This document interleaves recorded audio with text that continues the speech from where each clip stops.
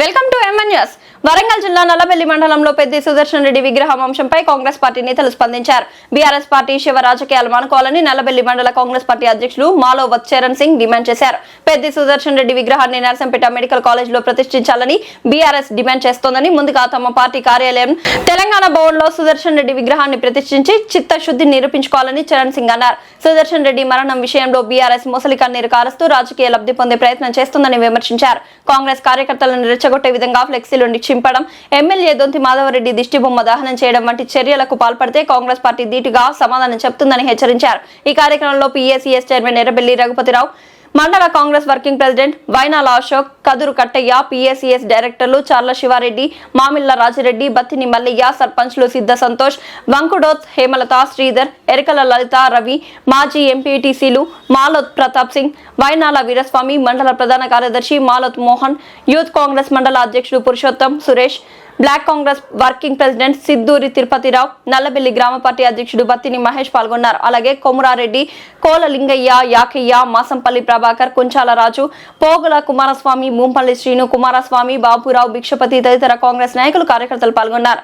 నర్సంపేట నియోజకవర్గంలో BRS party తీసుకున్న శివ రాజకీయాన్ని ప్రజలు గమనిస్తున్నారు. నర్సంపేట మెడికల్ కాలేజీలో సుదర్శన్ రెడ్డి విగ్రహాన్ని ప్రతిష్ఠించాలని చెప్పని డిమాండ్ చేసే బీఆర్ఎస్ నాయకులకు ముందు సుదర్శన్ రెడ్డి మీద అంత అభిమానం ఉంటే తెలంగాణ భవన్లో ఎందుకు సుదర్శన్ రెడ్డి గారి విగ్రహాన్ని ఏర్పాటు చేయలేదని మేము ప్రశ్నిస్తున్నాం. సుదర్శన్ రెడ్డి గారు ప్రతిపక్ష నాయకుడు అయినప్పటికీ ఆయన అనారోగ్యానికి గురైతే ప్రభుత్వం గ్రీన్ ఛానల్ ఏర్పాటు చేసి హైదరాబాద్ వరకు గ్రీన్ ఛానల్ ఏర్పాటు చేసి ఆసుపత్రికి తీసుకెళ్లడం జరిగింది. అలాగే ఆయన మరణం తర్వాత కూడా ఏ ఉద్యమకారునికి బీఆర్ఎస్ ప్రభుత్వంలో కూడా దక్కని విధంగా లాంఛనాలతోని ప్రభుత్వం అంత్యక్రియలను ఏర్పాటు చేయించడం జరిగింది. అయినప్పటికీ బీఆర్ఎస్ పార్టీ వాళ్ళు కాంగ్రెస్ పార్టీని ఏదో విధంగా ప్రజలలో దోషిగా నిలబెట్టే ప్రయత్నం చేయడం అనేది సరికాదు. వాళ్ళ సుదర్శన్ రెడ్డి గారు ఎవరి వల్ల మానసిక వేధింపులకు గురై చనిపోయారనేది నర్సంపేట ప్రజలకు తెలియని విషయం కాదు.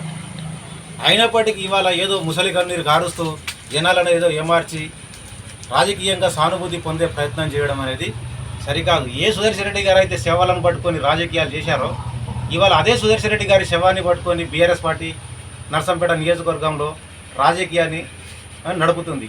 చేయడం అనేది మంచిది కాదని మేము టీఆర్ఎస్ పార్టీని హితవు పలుకుతున్నాం. అదేవిధంగా గత 2 రోజులుగా నర్సంపేట నియోజకవర్గంలోని వివిధ గ్రామాలలో ఎమ్మెల్యే గారి దిష్టి బొమ్మలను దానం చేయడం, అదేవిధంగా కాంగ్రెస్ పార్టీ ఫ్లెక్సీలను చించడం వంటి చిల్లర రాజకీయాలకు బీఆర్ఎస్ కార్యకర్తలు పాల్పడుతున్నారు. అయినప్పటికీ ఎమ్మెల్యే గారి ఆదేశానుసారం మేము సంయమనం పాటిస్తూ ప్రశాంతంగానే ఈ కార్యక్రమాలు అనేది కొనసాగాలనే ఉద్దేశంతోనే మేము ఓపికగా ఉంటున్నాం. ఇదే విధంగా మమ్మల్ని రెచ్చగొట్టే విధంగా కనుక మళ్ళీ ప్రవర్తిస్తే మాత్రం కాంగ్రెస్ పార్టీ అదే విధంగా ధీటుగా సమాధానం చెప్పాల్సి వస్తుంది. జాగ్రత్తగా ఉండమని చెప్పని బీఆర్ఎస్ పార్టీ నాయకులను హెచ్చరిస్తున్నాం.